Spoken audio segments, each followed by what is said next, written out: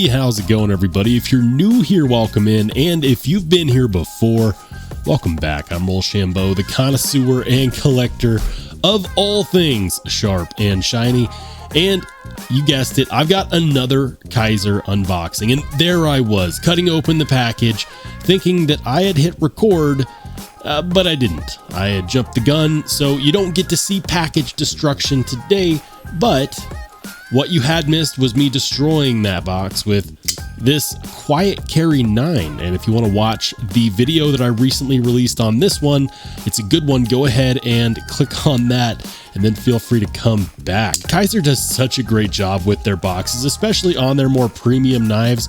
It kind of looks like we have these casino doors that just open up with the lion's head door knockers, and you know, it's magnetic and goes pah. And then you're greeted by the warranty information and the cleaning cloth, which, by the way, if you want to know a good way to get these out, just squeeze from the sides and wham. That's the easy way to do that. We also have this drop bear sticker. I really like what they're doing with their sticker art. I end up collecting stickers kind of as a side effect of reviewing a bunch of knives. I end up with a bunch of stickers. If you ever need an extra sticker, make sure to let me know. And then finally, this is what we came for, the knife, and also replacement screws. Thank you. We can never have enough of those. Those should always stay with the box. Now that all the fun stuff's out of the way, let's see what they sent. And ladies and gentlemen, it is in fact the Kizer Phoenix. Finally. It seems like everyone's had a chance to check this out yet. It was inevitable.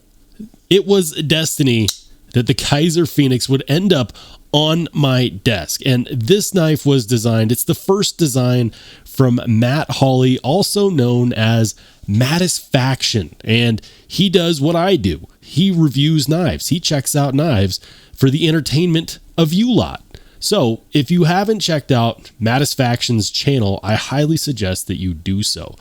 This is his first design in collaboration with Kizer. This knife currently costs $161. And what does your 161 hard-earned dineros get you? Starting off, let's talk about the overall length. It's going to come in at 8.35. We're looking at a 3.58 inch blade, so right there about 3.5. It's a great EDC size. We have a weight coming in at 4.25 ounces, so it's not terribly heavy, but it is, you know, also not a mere knife. For the materials, we have S35 VN on the blade, orange dark matter fat carbon handle scales, and then aluminum bolsters. We have a liner lock and several different forms of deployment. We get a flipper tab. There are, of course, dual-sided thumb studs, and then something that some people may have missed, but you can actually access that fuller if you dig for it. Got to dig for it. Fail. Just kidding. If you hit it in the right spot, you can, in fact, hit that fuller right there at the teardrop. It's kind of a teardrop-shaped fuller.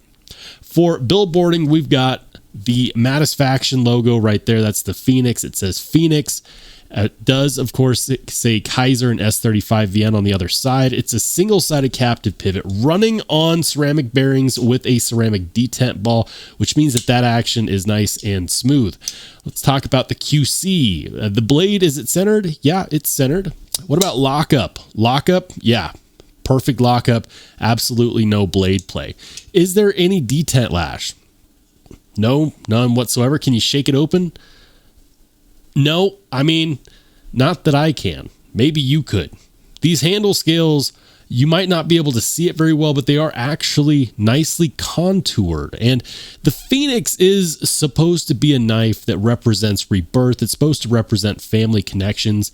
And the orange dark matter is such a good addition to this because that actually represents rising from the ashes, and dark matter carbon fiber handle scales just look so good on knives. I want to see it more and more often. Here it is up against my dark matter carbon fiber red Spyderco Paramilitary 2. As you can see, very close in overall length. As far as a blade profile, of course, the Spyderco is going to be a little bit taller, mainly due to that Emerson wave right there. Carry profile, we're looking, it's extremely similar. It's actually a tiny bit thinner than what we have on the Spyderco Paramilitary 2. How about up against the Demko 80-20.5? It's going to be a little bit longer than the 80-20.5. Actually, it's going to be a lot longer than 80-20.5. And the blade profile is going to be very similar, except for the fact that this is a Persian trailing point style blade, whereas, this is your traditional clip point / drop point style blade. Now, there are several things that I like about this knife. The first is the orange dark matter carbon fiber handle scales. Fat carbon is so good. We got to get it on more knives.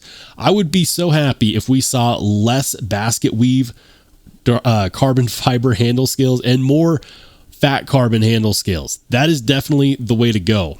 I'm also a fan of this geared back spacer.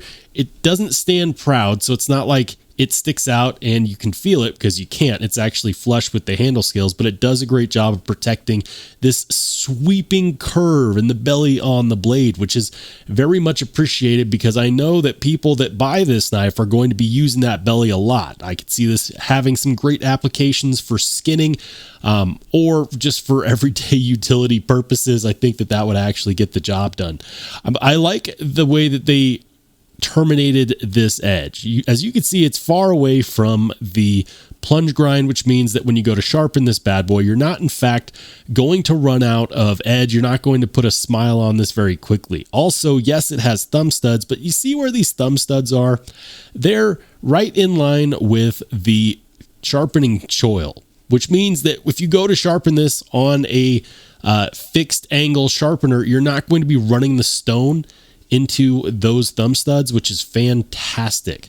The multitude of deployment options is also very, very nice to see, because I know you guys are going to be fidgeting with this thing and you're going to want to deploy it in a multitude of ways. In fact, I know I failed at this a couple times at the beginning, but let's go ahead and do a middle finger flick. Yeah, if you hit that teardrop right there on the fuller, that's nice. The flipper tab is nice. And if you want to ignore the fuller altogether, you can. That detent is stupidly well-tuned. There's no other way to put it. A well-tuned detent is a well-tuned detent, and you know what I mean. You will not intentionally fail this knife. The balance is also supremely good. It's very easy and natural to index. Ergos are solid. In a reverse grip, feels good. In a regular grip, feels good. Can you choke up? Yeah, I mean, you could trigger pull that flipper tab. I would have preferred a finger cutout and just lose the flipper tab altogether, but beggars can't be choosers, and it's perfectly fine in this grip as it stands. Now, that isn't to say that I love everything about this knife.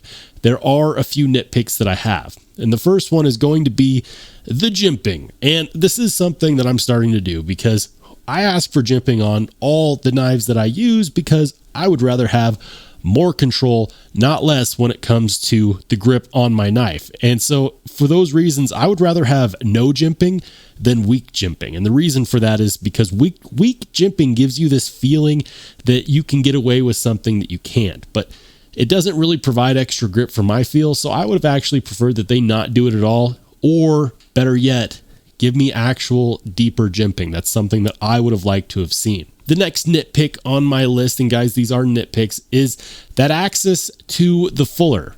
That is not a whole lot of access.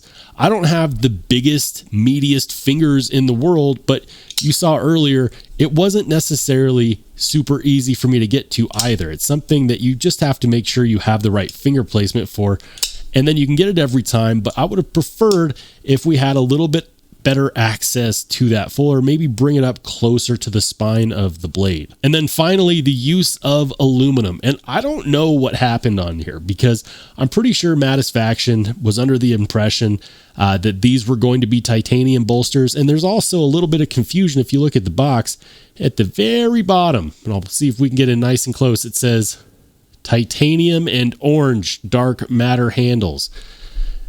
That is not titanium. The only thing I can think is if maybe the pocket clip is, this is a 3D milled variety pocket clip, which, you know what? It would make a whole lot of sense if that was titanium. But the aluminum bolsters, while I don't mind aluminum, in fact, I like aluminum a lot, I really do kind of wish that they had just gone with titanium on there, because I do think that that was a little bit of a miscommunication, and I'm not sure why they would list the metal of the pocket clip on the box. But then again, we have orange dark matter fat carbon fiber handle scales for the rest of it, and that is most of the scale that you're even looking at or holding. This is a great knife, and I'm going to be 100% honest with you. This one actually impressed me. I'm not the biggest fan of Persian trailing point blades, but this one is starting to make me a bit of a believer, mainly because the action is so good on deployment and retraction. It is very glassy smooth, and that's something that's hard to achieve on coated blades. And this is a black stonewash finish, and typically what I run into with black blades is that the action takes a little bit to wear in and then it becomes smooth. But in this case, it is glassy smooth right out of the box. It feels controlled. It feels good. The balance makes this really easy and fun to play with. And I don't think that you can go wrong for the price tag. I've got bad news and I've got good news. The bad news is that Kizer has this currently sold out on their website. I know. Here's the good news. You can actually still buy this at other retailers. So I'm going to go ahead and list a couple different places where you can currently find the Kizer Phoenix. So depending upon when you're watching this or when you're checking this out, it may or may not be available at one link. I'll make sure to link a couple. Those links will, of course, be affiliate links. So if you want one of these and you want to support the channel, go ahead, click on one of those links and give it the old college try. I do think that you can do a whole hell of a lot worse for $161. But let me know what your thoughts are in the comment section down below. And if you want to watch more awesome knife and EDC content, make sure to click on one of the videos that pops up next.